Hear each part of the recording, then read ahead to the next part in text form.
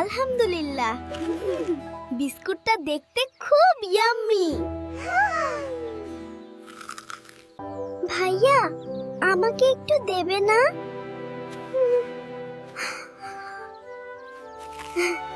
ওহ আল্লাহ!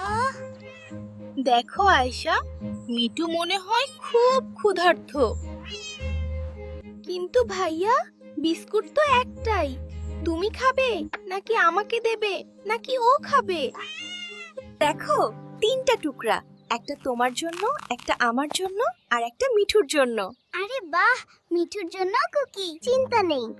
নবীজি বলেছেন, খাবার ভাগ করে খেলে খাবারে বরকত হয়।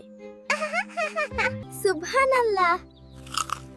শেয়ার করলে তো আনন্দও বেড়ে যায়।